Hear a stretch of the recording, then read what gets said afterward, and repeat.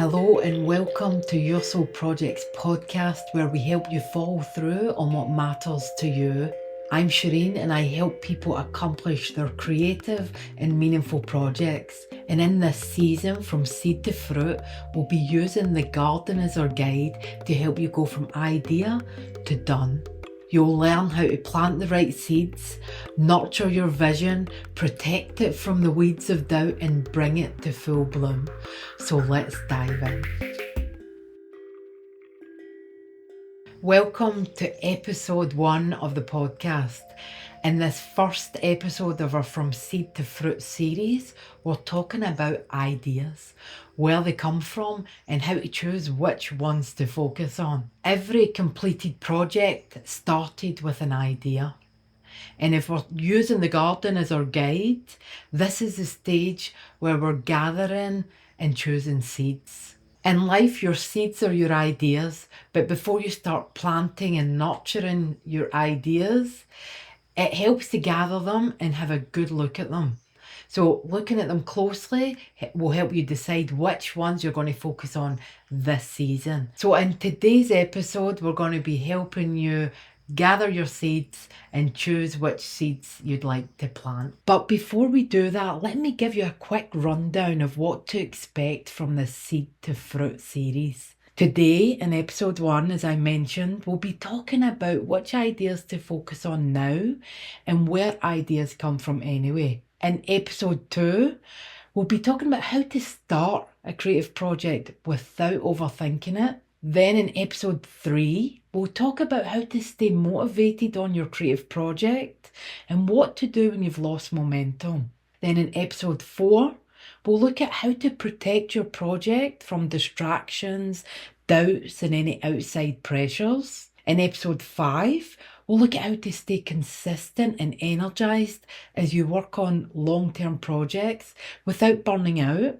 Then in episode 6, we'll look at what to do when your project faces setbacks and challenges. And finally, in episode 7, we'll look at how to know when your project is done and how to move past any fears you might have about sharing it. Each episode builds on the last, but you can also listen to them in any order you like. So let's jump into today's topic, all about ideas. Most people don't struggle at the level of ideas. A lot of the time we have so many ideas trying to grab our attention all at once. But not all of them are for right now. Not all of them are for this season. So let's first look at where ideas actually come from. Some ideas come directly from your soul. They usually feel inspiring, alive, exciting, meaningful. Other ideas might come from your environment, from books, from social media, from nature, from TV, from art, from conversations with people. Some ideas might come from frustrations. Maybe you see something that you'd wish to change in the world and you want to create something to help with that. Other ideas might come from your own experiences. What you've lived through, what you've struggled with, things you've learned along the way.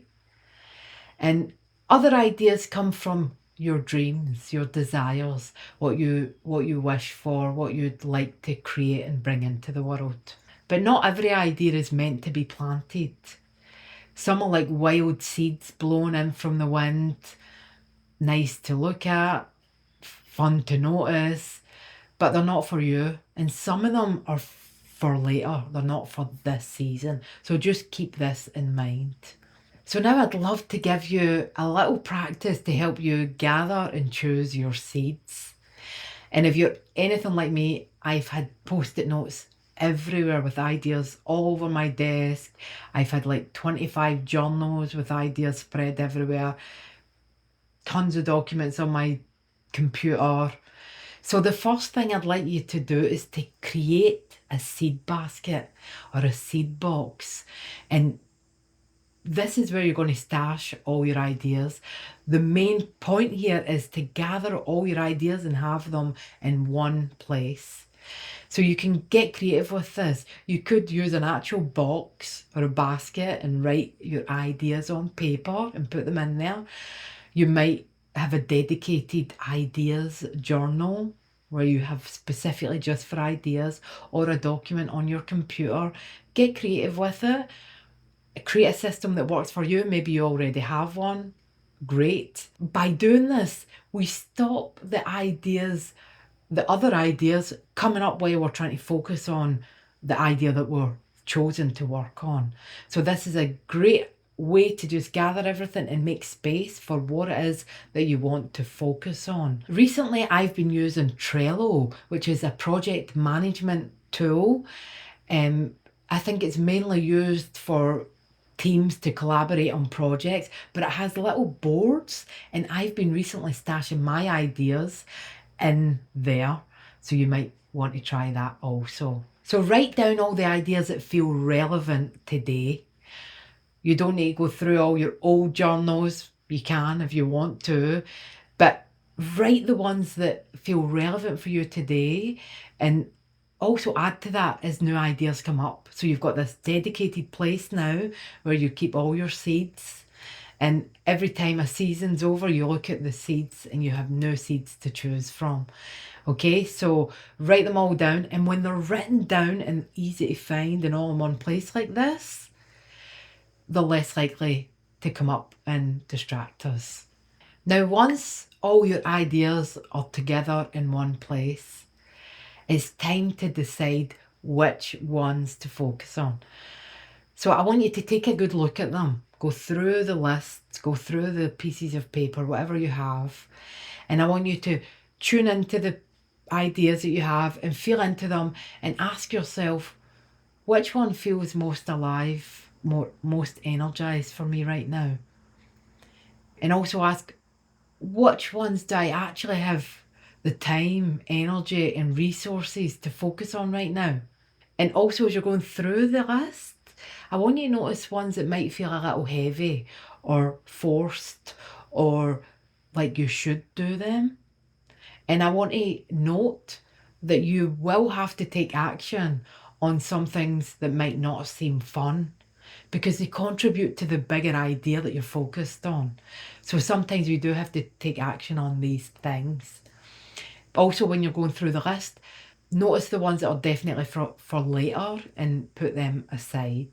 Now, unlike a garden where you might plant a whole bunch of seeds, if you could only choose 1 or 2 seeds to plant this season, which ones would you choose? The right seed usually carries both excitement and fear. It would stretch you, but it feels aligned. So decide which seeds you want to plant. And once you've decided which seeds you want to plant, I'd like you to give them a working title. For instance, my book, my album, my community project, my healing project. This will help you get off to a great start. So these are the seeds that you'll carry into the next episode, where I'll give you tips on how to prepare the soil. You'll get yourself and your environment ready so that your chosen seeds have the best chance to grow. Thank you for listening to Your Soul Projects podcast. You can also visit yoursoulprojects.com for more free resources and coaching support to help you follow through on what you came here to do. If you enjoyed this episode, please share it with a friend who might need it. Leave a review so other people can find it. And don't forget to subscribe so you don't miss what's next. Until next time.